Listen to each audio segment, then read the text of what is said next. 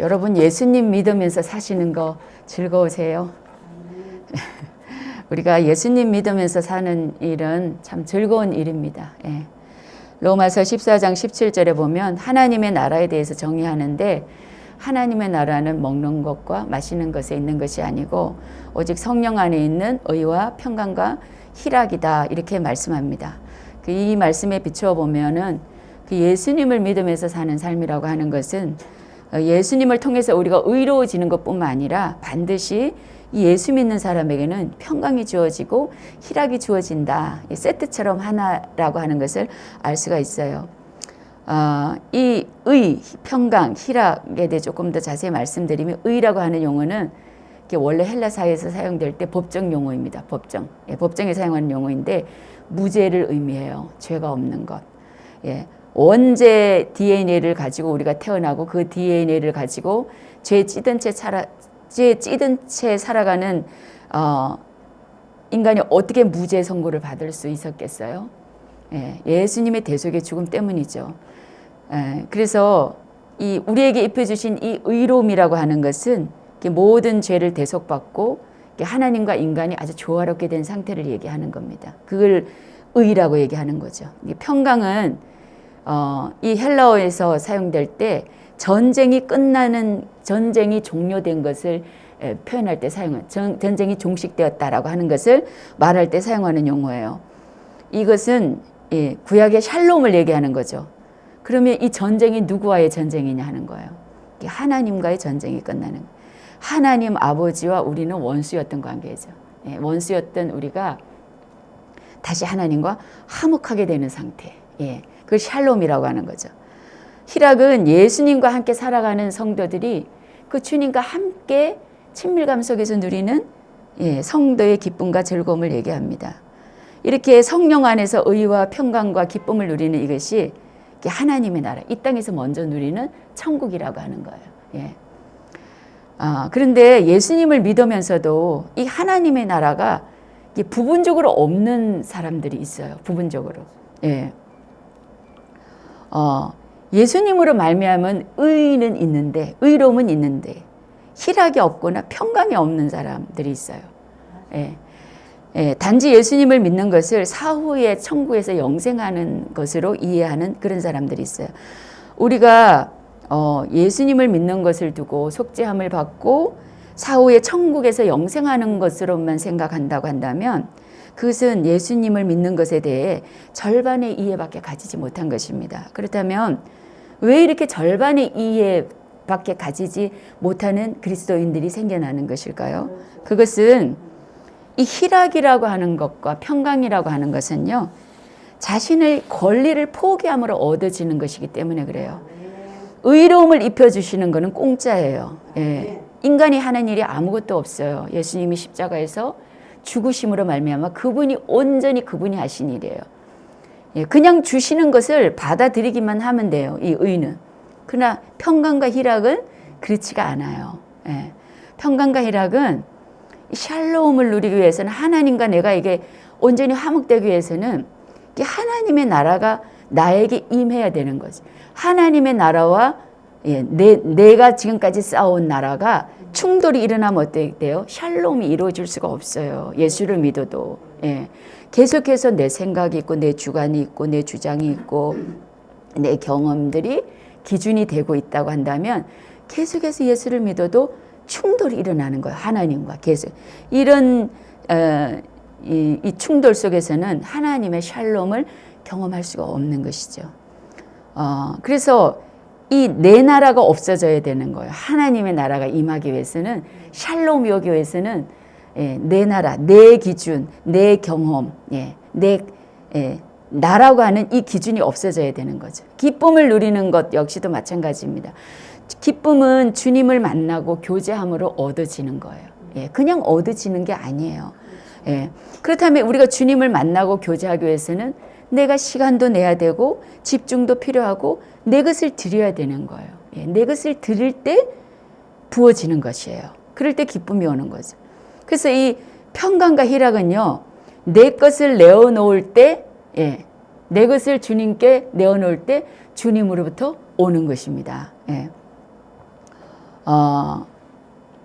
우리가 예수님을 구세주로 영접하고 살아간다는 것이 어떤 삶을 의미하는 것에 대해서 분명히 우리 내 자신에게 정의되지 않으면 어떤 문제가 생기느냐 하면 삶을 해석하는 기준이 굉장히 모호해져요.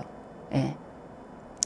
우리가 예수님을 구주로 영접하고 살아간다는 것이 도대체 뭘 의미하는가, 그것에 대해서 분명히 정의되지 않으면 이 문제가 생겼을 때 그리고 또 우리의 일상의 이 삶들을 해석하는 기준이 굉장히 모호해진다는 거죠.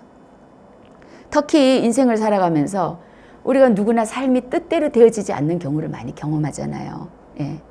내 삶이 뜻대로 되지 않았을 때 그 삶을 정확하게 해석할 수 없게 돼요. 우리 인생에서 일어나는 일들을 우리가 정확하게 해석할 수 없게 되면 어떻게 돼요? 예. 하나님에 대해서 오해하게 돼요. 예. 내 인생에 대해서 해석이 우리가 잘못되는 만큼 하나님에 대해서 오해가 생기는 거예요. 이것을 쓴마음이라고 합니다. 예배도 드리고 기도도 하는데 그리스도인들 안에 딱딱하고 무기력하고 무감각한 내면이 만들어지는 이유가 여기에 있는 거예요. 네.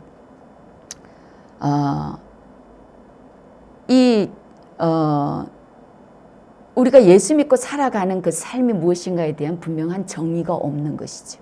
예. 그래서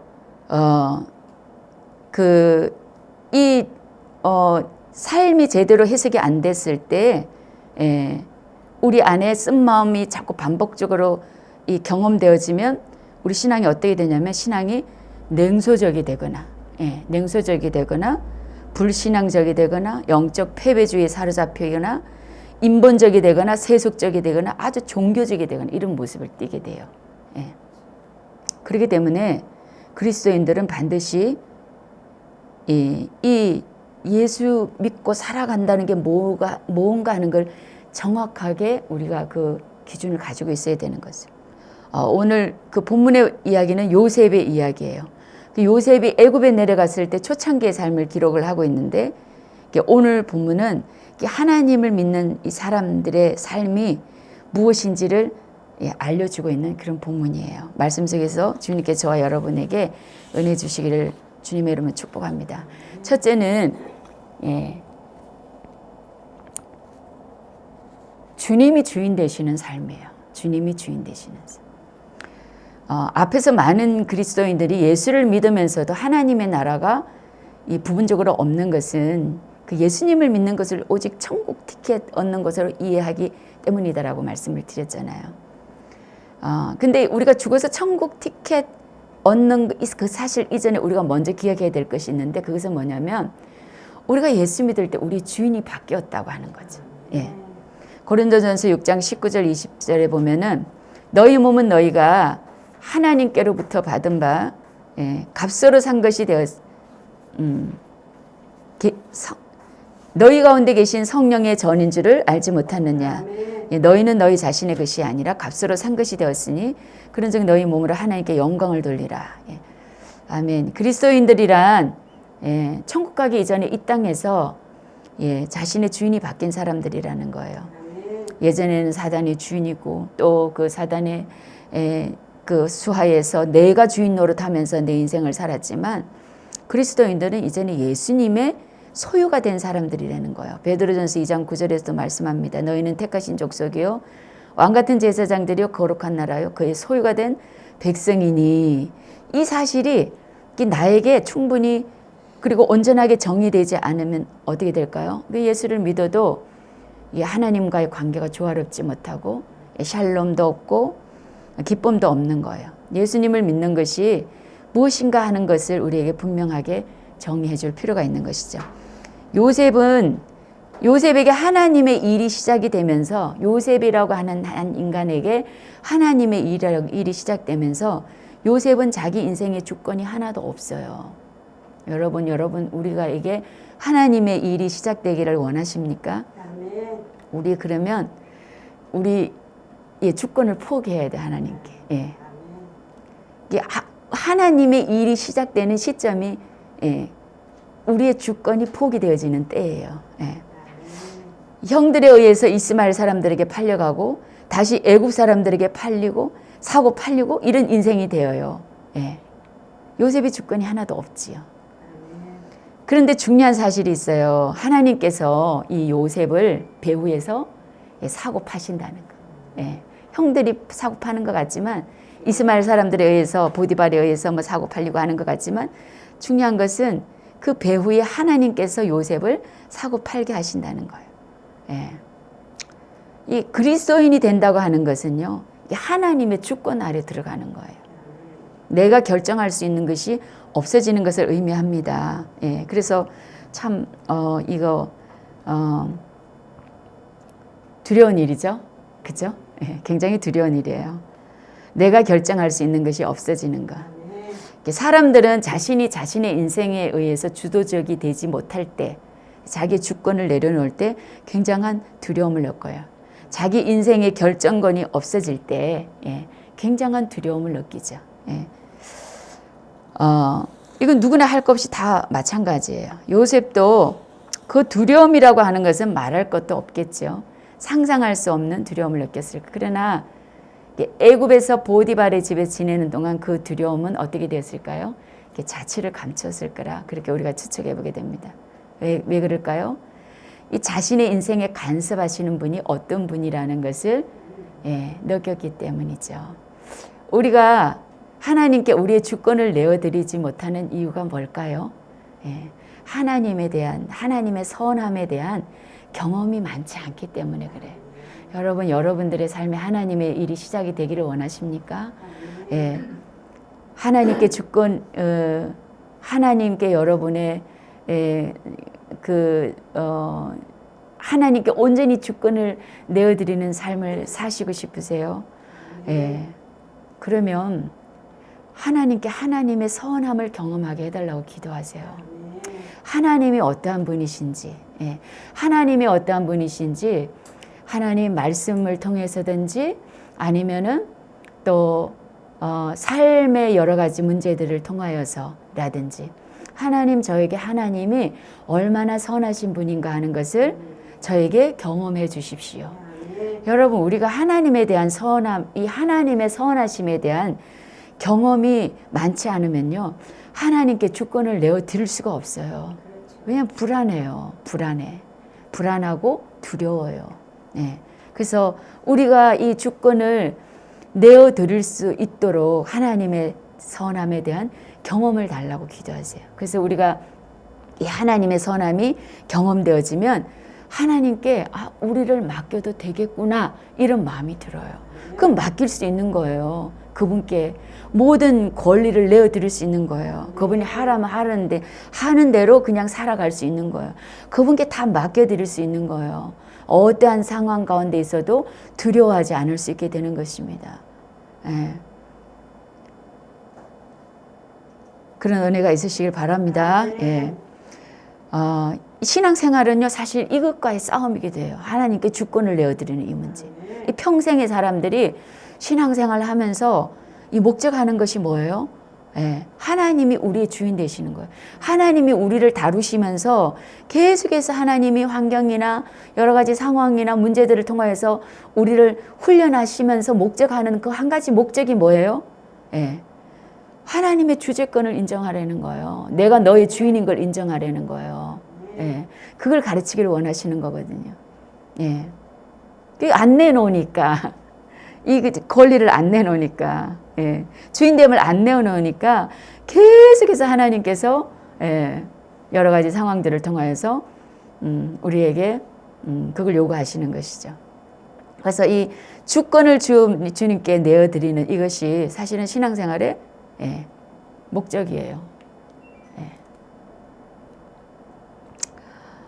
왜냐하면은 이 주권이 하나님께 온전히 내어드려져야 우리의 삶이 부르심을 따라 사는 삶이 이제 시작이 되기 때문에 그런 것이죠.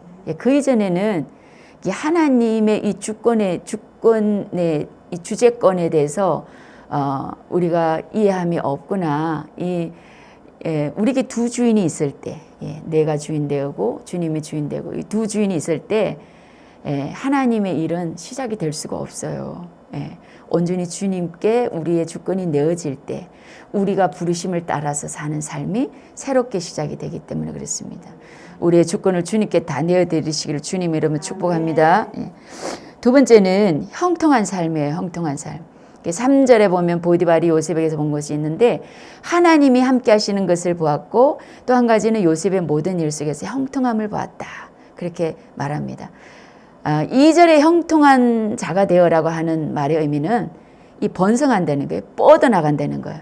요셉이 애굽의 보디발의 집에서 계속해서 그 능력이 뻗어나갔다는 거예요. 손을 대는 것마다 잘 되고 오늘 요거 한번 했더니 또 내일 그 일 하려고 하니까 그 일이 아주 그냥 단시간에 아주 또 순발력 있게 또 다른 하나님이 주시는 지혜로 이렇게 이렇게 하나씩 할 때마다 계속해서 이게 업그레이드가 되는 것이죠. 업그레이드 되면서 이 계속해서 능력이 뻗어가는 거예요. 그리고 점점 위치가 확장되고 이 하는 일들이 점점 더 잘해지고 그래서 이게 이제 뻗어나가는 자라고 하는 거거든요.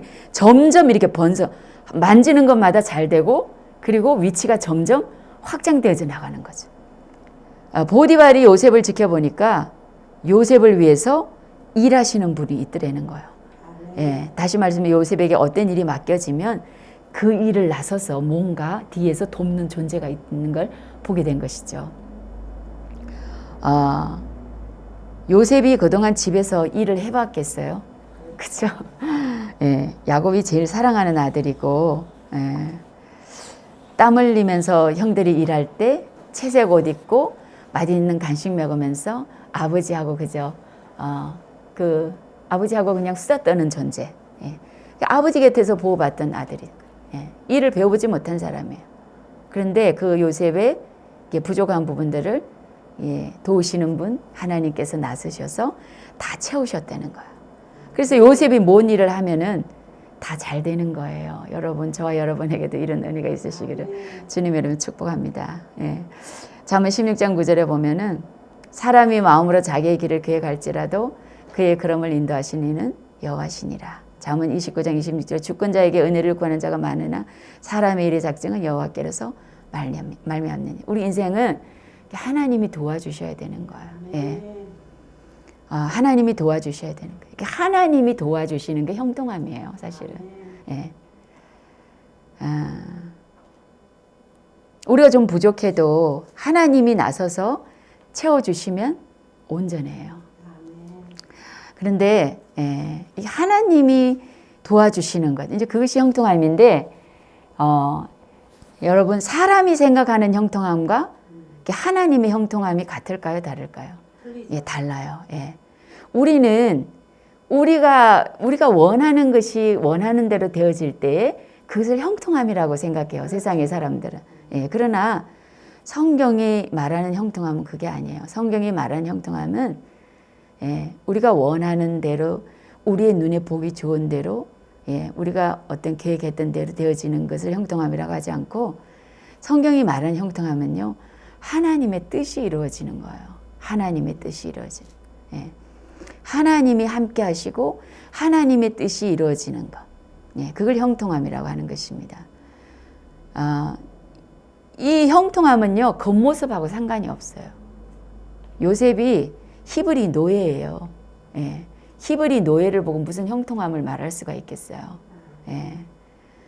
근데 히브리 노예 신세에 있는 사람을 두고 성경에서는 요셉을 형통했다라고 말해요. 우리가 보는 형통함하고 다른 것이죠. 이 요셉의 삶의 이 형통함이라는 것은 하나님이 함께 하시는 것이고 하나님이 도와주시는 것이고 요셉의 삶 속에서 하나님의 뜻이 이루어지는 거예요. 이 요셉의 삶의 이 형통함은요, 철저하게 하나님의 목적을 향하고 있어요. 철저하게. 요셉은 하나님이 주신 형통함을 인해서 보디발의 집에 총무가 되고, 보디발의 집에 총무가 되었기 때문에 보디발의 아내의 눈에 띄게 되고, 보디발의 아내로 해서 억울하게 감옥에 갇히게 되었는데도 그것도 형통함이에요. 예, 왜냐하면 하나님의 목적을 향해서 가고 있기 때문에. 요셉의 인생이. 그렇잖아요? 예, 감옥에 갇혀야 되는 것이 하나님의 목적이잖아요. 그 목적을 향해서 가는 길목에 감옥이 있는 것이죠. 그래서 이 감옥에 갇히는 것도 형통함이에요. 이 감옥에서 만난 술 맡은 관원장이 자신의 꿈을 이 해석해준 요셉을 잊어버려요. 그 잊어버리는 것도 형통함이에요. 잊어버리는 것도. 예. 그 술 맡은 관원장의 꿈을 해석해주고, 예. 해석해주고 그 후에 2년이 지나서 바로의 꿈을 해석해주게 되죠. 그래서 이 하나님의 뜻 가운데서 보면은 요셉이 감옥에 갇히는 것도 형통함, 또 술 맡은 관원장이 요셉을 잊어버리는 것도 형통함. 예. 다 형통함이에요. 예. 근데 현실적으로 볼 때는 이걸 형통하다고 할 수가 있겠어요? 기가 막힌 일인 거죠. 현실적으로 볼 때는 억울하기 그지없고 이게 무슨 도대체 어떻게 된 건가. 이게 정말 배가 뒤집혀도 상당히 뒤집혔구나. 도대체 내가 이게 무슨 짓을 했기, 내가 무슨 잘못을 해서 이 감옥에 갇혀야 되나. 나는 이 감옥에서 끝나는가. 뭐 이렇게 좌절하고 절망할 수밖에 없는, 이 밖에서 볼 때는 아주 인간의 눈을 볼 때는 아주 기가 막힌 현실 속으로 점점 더 구렁 속으로 끌려 들어가는 것 같은데, 예, 형통하다는 거. 그게 형통합니다. 점점 그 배후에서는 어떤 일들이 일어나요? 하나님의 뜻이 이루어지고 있는 거예요. 예, 왜요? 요셉이 하나님 안에 있기 때문에 그렇습니다. 하나님 안에 있기 때문에. 여러분 지금 형통하십니까? 하나님 안에 계신가요? 예, 그러면 형통해요. 여러분들이 하나님 안에 계신다고 하면 그럼 형통한 거예요. 예. 하나님 안에서 하나님의 부르심을 따라가는 사람들의 삶 가운데 일어나는 모든 일은 사실 형통한 거예요. 내가 하나님 안에 있다면, 하나님 안에 있다면. 인간의 눈에 보이기는 그것이 형통이 아니고 불통같이 보일 수 있거든요. 아무 일도 일어나지 않는 것 같은 그런 삶일 수 있어요. 매일 그날이. 예. 그러나 내가 하나님 안에 있다라고 한다면 그것은 하나님의 뜻 안에서 형통함인 거예요. 형통함. 네. 저는 얼마나 지루하겠어요. 예. 지루해요. 근데 저는 형통해요. 예. 저는 제가 형통하다는 걸 알아요. 왜냐하면 하나님 안에 있기 때문에 그래요. 예, 하나님의 목적을 향해서 가고 있기 때문인 거죠. 그렇기 때문에 하나님 안에서 허락하시는 모든 일은 형통해. 하나님 안에 있는 사람들에게서 일어나는 모든 일도 다 형통한 거예요.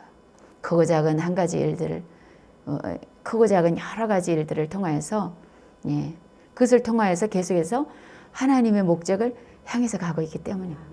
제가 처음에 이곳에 올 때와 지금이랑 달라졌을까요? 많이 안 달라졌을까요? 많이 달라졌어요. 네, 관점도 달라지고, 예, 성경을 보는 눈도 달라졌고, 물론 이제 처음에 뭐 의욕이 충만하고 열정이 충만하고 막 또 젊음 이게 받쳐주는 체력도 있고 뭐 이런 것도 있었어요. 그러나 지금은 다른 은혜가 있어요. 다른 은혜가 있는 거. 예, 그때와 같은 그것은 부족하지만 지금은 다른 은혜가 있는 것이. 이 형통함이 형통함. 그래서 그러면 우리가 해야 될 일이 뭐겠어요? 우리가 해야 될 일. 우리 인생에서. 예. 그 형통함이 최종 목적지에 이르도록 하나님의 선하심을 믿고 기다리고 인내하는 거예요. 예. 요셉이 중간에 그만두었다면 어떻게 될까요? 나 너무 힘들어. 예. 아무 일도 일어나지 않고 나 그만둘래. 예. 그렇게 됐다면 어떻게 됐겠어요? 예. 하나님의 계획이 더 지연되겠죠. 지연되거나 아니면은 요셉이 중간에 도저히 힘들어서 나 끝내 안 하겠다라고 한다면 뭔가 또 하나님의 다른 또 대안이 필요하겠죠. 예. 그래서 우리가 이 하나님 안에, 하나님 안에서, 예, 우리의 이게 하나님의 형통함이 최종 목적지까지 이르도록 하나님의 선하심을 믿고 기다리고 인내하는 거. 그것이 우리 할 일이에요. 다른 게 우리 할 일이 아니에요. 예. 일은 하나님이 하시는 거예요. 능력은 하나님께 있어요. 우리가 하는 게 아니죠. 예. 여러분에게 이 형통함에 대한 계시가 열릴 수 있기를 주님의 이름으로 축복합니다. 세 번째는요, 하나님과 친밀감이에요. 2절에 보면은 함께 하신다고 하는 표현이 있는데, 이 다른 표현으로 하면은 하나님과 친밀감이라고 할 수가 있겠어요. 이 하나님과 친밀감을 누린다고 하는 것은요, 아까 제가 말씀드렸던, 이 희락, 희락이 어디로부터 오느냐? 예수 믿는 이 희락이 하나님과 친밀감을 가운데서 오는 거예요. 하나님과 친밀감을 누린다고 하는 것은 하나님과의 1대1의 독립적인 관계가 지속적으로 이루어질 때를 두고 하는 말인 것이죠.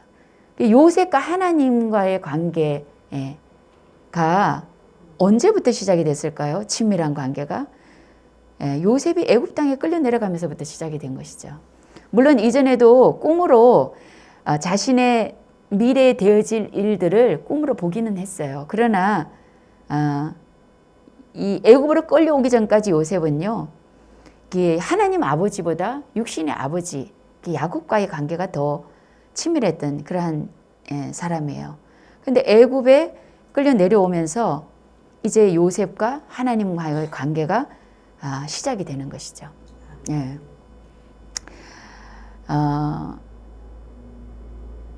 하나님은요, 우리가 이 하나님하고 관계 맺는 데 있어서 환경을 많이 사용하세요. 환경을. 예.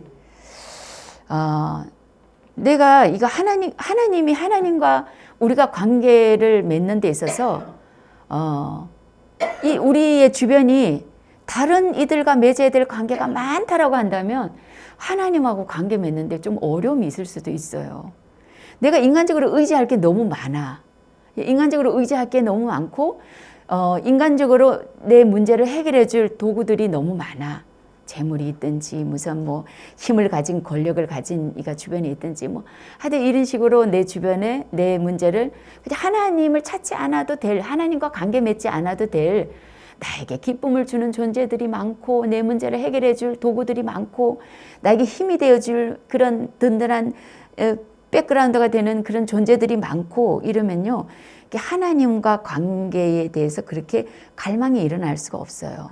예. 그래서 하나님은 우리가 하나님을 바라볼 수 있도록 더러는 우리의 환경을 굉장히 드라이하게 만들기도 하세요. 요셉이 처한 상황은요, 인간적으로 보면은 사실 아무런 희망이 보이지 않는 상황이잖아요.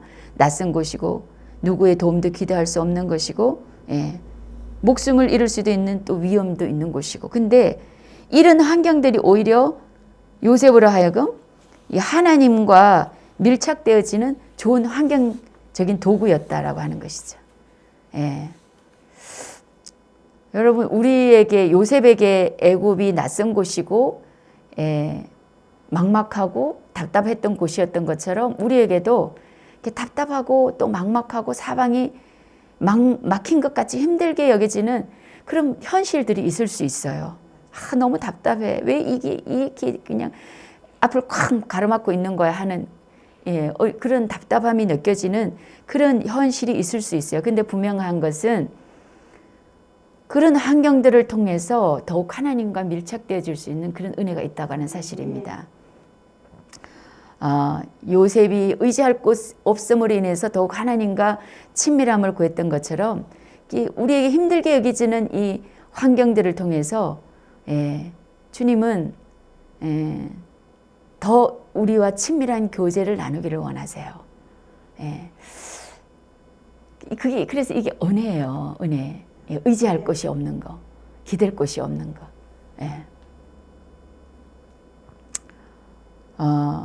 우리가 살고 있는 이 시대는 주님과의 친밀함이 없으면 앞으로 나가기 힘든 시대예요. 우리가 다 영적으로 느끼고 있잖아요. 왜냐하면 이 주님이 말씀하신 마지막 시간으로 들어가는 시간에 들어가 있기 때문에 그렇습니다. 초기, 중기, 말기라고 한다면 이제 말기에 들어가는 시간 속을 우리가 진입을 한 것이죠. 그래서 이 마지막 세대를 우리가 살아가고 있는데요. 이 마지막 세대의 교회의 부르심이 뭘까요? 이 마지막 세대의 교회에 이 부르심은요, 예, 교회가 주님의 신부로 준비되는 부르심이에요. 예. 계시록 21장 2절에 보면은 내가 보며 거룩한 성 새 예루살렘이 하나님께로부터 하늘로서 내려오니 그 준비한 것이 신부가 신랑을 위하여 단장한 것 같더라. 계시록 21장 9절에 보면 내가 신부고 어린 양의 아내를 내게 보이리라 하고, 예. 이 교회는 주님의 신부인 것이죠. 이 마지막 때 이게 교회 부르심이에요. 마지막 때 교회 부르심. 시대마다 교회 부르심이 있는데, 예. 이 마지막 때에 그렇다고 해서 뭐 교회가 뭐 영혼을 살려야 되고 뭐 이런 일을 아예 안 해야 된다라고 하는 그런 의미가 아닌 거예요. 예배 안 드려야 돼. 뭐 중보기도 안 해야 돼. 뭐 이런 그런 얘기가 아니라, 예, 가장 궁극적인 부르심을 얘기하는 거죠. 가장 궁극적인 이 마지막 세대의 교회 부르심은, 예, 교회가 주님의 신부로 준비되어지는 거예요. 예. 이 신부의 특징이 뭐예요? 그 신랑과 친밀함이에요. 신랑과 친밀함. 신랑과 친밀함입니다. 신부가 신랑하고 안 친하면 어떻게 되겠어요? 신부가 신랑하고 각방을 써. 그러면 어떻게 되겠어요? 참 기가 막힌 현실이 되겠죠? 예. 신부가 신랑하고 대화를 안 해. 눈을 안 마주쳐. 예. 스킨십도 없어. 그러면 신부라고 할 수가 없는 거죠. 그러면 이 친밀감이, 이 신랑과의 친밀감이 신부된 교회의 특징인데, 이 친밀감이 어디서 출발하느냐 하는 거예요. 이 신랑과 신부의 친밀감을 가장 디테일하게 기록한 성경이 아가서이잖아요. 예. 아가서 1장 2절에 보면은 나오는데요. 이 친밀감의 출발이 이렇게 시작이 돼요. 나에게 입맞춰 주세요. 아가서 1장 2절에. 주님을 더 알고 싶은 갈망에서 시작이 되는 거예요. 주님과의 친밀함은 다른 데 있지 않아요. 주님을 더 알고 싶은 갈망에서 시작돼요. 아마 주님 능력 부어주세요. 뭐 주님 저에게 막 그냥 불같은 설교하게 해주세요. 이런 게 아니라 막 수많은 영혼들 데리고 전도하게 해서 열매 많이 맺고 해주세요. 이게 아니고 주님을 더 알고 싶어요. 당신을 알고 싶어요. 당신을 경험하고 싶습니다. 당신의 마음을 느끼고 싶어요. 예. 당신의 마음 안에 있는 생각을 알려주세요. 이런 주님, 그분 존재 자체에 대한 갈망에서 시작이 돼요. 그분의 존재 자체에 대한 갈망. 예. 더 알고 싶은 갈망. 주님, 그 존재 자체를 알고 싶은 갈망. 이 주님을 더 알고 싶은 갈망은요, 자연스럽게 말씀에 대한 갈망으로 이어져요. 왜냐하면 주님이 말씀이시기 때문에 그렇습니다. 주님이 말씀이시기 때문에. 그래서 우리가 주님을 알고 싶다고 하는 갈망이 일어나면요, 자연스럽게 이 말씀을 찾게 돼요. 말씀 안으로 들어가게 돼요. 주님을 알기 위해서. 아가서 1장 12절에 보면 왕의 식탁에 앉았을 때 나의 나도 기름이 향기를 뿜어냈구나 라고 하는 이 신부의 고백처럼 주님을 더 알고 싶은 이 갈망이 우리를 하나님의 식탁에 앉게 하는 거예요. 말씀의 식탁에. 예. 말씀 앞에 앉게 하는 거예요. 말씀 앞에 앉아서 이 말씀이 무슨 의미인가, 이 말씀 속에서 이 말씀을 하시는 하나님의 마음이 뭔지를 들여다보고 그것을 그냥 알기를 힘쓰고, 예, 여기서 주님을 경험하기를 힘쓰는 것이죠. 그래서 이게 이 주님을 알고 싶은 갈망은 자연스럽게 이 말씀이시라고 하는 이 주님을 말씀 속에서 찾게 되는데, 그것은요 자연스럽게, 예, 이 말씀의 식탁에 앉을 때, 말씀의 식탁에 앉으면 어떤 현상이 일어나냐면 주님을 향한 헌신과 경배가 일어나게 되는 거예요. 오늘 아가서 1장 12절에 보면 왕이 식탁에 앉았을 때 나의 나아드 기름이 향기를 뿜어냈구나. 이 나아드 기름이라고 하는 것은 마리아가, 예, 순전한 나드 한 옥합을 바쳤잖아요. 헌신을 상징하는 거죠. 헌신. 성경에서 이 기름이 상징하는 것은. 그래서 주님을 향한 헌신과 경배가 일어나는 거예요. 우리 신앙생활이 어느 순간에는 풍성한 것 같다가도 또 어떤 때 보면은 아주 메마른 것을 경험하게 돼요. 예. 근데 왜 그런 현상들이 일어나는 걸까요? 또 그런가 하면은 우리가 신앙의 초기에는 주님을 만났을 때 막 이렇게 감격스럽고 막 이 그냥 주님의 대속의 은총에 대해서 감격하고 그분의 성품에 대해서도 막 감격하고 그래요. 그런데 시간이 지나면 자꾸 이렇게 우리가 어떻게 돼요? 메마른 걸 경험하죠. 메마른 걸. 근데 그게 당연한 걸까요? 그게 당연한 게 아니에요. 그걸 당연하다고 생각하는 것 자체가 이미 문제인 거예요. 잘못된 인식인 것이죠. 그게 당연한 게 아니에요. 우리는 이제 신앙생활 하면 자꾸만 이렇게 그냥 그래 초기에 뜨거워 가지고 막 이랬다가 그냥 서서히 시들어서 나중에는 그냥 수건종이 같이 돼서 천국 가는 게 그게 신앙생활이야. 뭐 이렇게 얘기하시는 분도 봤어요, 저는. 네, 네. 그렇지 않아요. 네. 점점 더 타올라야 되는 것이 그리스도인인 거예요. 점점. 예. 초기 한번 막 불 붙어가지고 확 타올랐다가 서서히 식어져가지고 나중에 불 다 꺼지고 새까만 수금등면 남아가 주님 만나는 게 그리스도인이 아니고 계속해서 더 큰 화력으로 타오르는 것이 그리스도인이에요. 예. 그리스도인인 것이죠. 그럼 뭐가 문제라고 하는 걸까요? 뭐가 문제일까요? 예. 주님과 이 친밀감을 놓쳐버리면요. 예. 내가 하나님 앞에 말씀 앞에 개인적으로 앉아서 주님의 음성을 듣는 이 친밀감이 놓쳐버리면 그러면 우리 신앙이 이렇게 변질되는 거예요. 식어지는 거예요. 끊임없이 개인의 영적인 삶을 관리하는 거기에 비결이 있는 것이죠. 계속해서. 그래서 우리가 이게 지속되지 않으니까 이 지속되지 않는 실패한 사람들을 통하여서 그래 신앙은 초기에 확 따라올랐다가 그냥 나중에 시들시들 다 꺼지고 그냥 그렇게 해서 천국 가고 그게 신앙생활이 한때 그냥 뜨겁게 그냥 믿고 이러는 거지. 그 다음에 계속 어떻게 그렇게 할 수 있어. 이렇게 이야기하는 경우들도 있어요. 그런데 그건 잘못된 인식이라고 하는 것이죠. 주님과 친밀감의 문제예요. 주님과 개인적인 주님을 갈망하는 거, 그분을 알고 싶은 거. 그게 식어지면, 그게 식어지고 그 주님을 갈망하고 그분 존재 자체를 알고 싶은 그 갈망이 다른 데에 초점이 맞춰지거나 그 마음이 식어지거나 이러면 그러면 우리 신앙이 메마르게 돼요. 그래서 우리가 신앙생활을 함에 있어서 가장 중요한 가치로 여겨야 되는 게 뭘까요? 주님과 친밀감이에요. 그 주님을 알고 싶어하는 갈망이 있어야 돼요. 그걸 놓치면 안 돼요. 주님 그분 자체. 우리가 사역도 중요해, 다른 것도 여러 가지 다 중요해요. 중요하지만 가장 중요한 그리고 또 성령께서 주시는 은사, 능력 이것도 중요해요. 훨씬 일하기가 수월하거든요. 주님이 주신 능력으로 부어지면.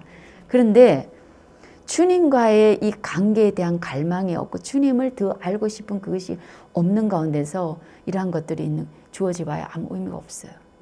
아무 의미가 없어요. 그래서 이 주님을 더 알고 싶은 갈망, 그것으로 인해서 주님의 식탁에 끊임없이 앉고 그 식탁에 앉아서 주님이 주시는 영의 양식을 먹고 주님과 교제하는 거. 이게 주님과의 이 친밀감이 가장 중요한 것입니다. 그래서 우리가 이게 영적 집을 짓는 데 있어서 가장 중요한 거예요. 가장 중요한. 아가서 1장 16절에도 말씀해요.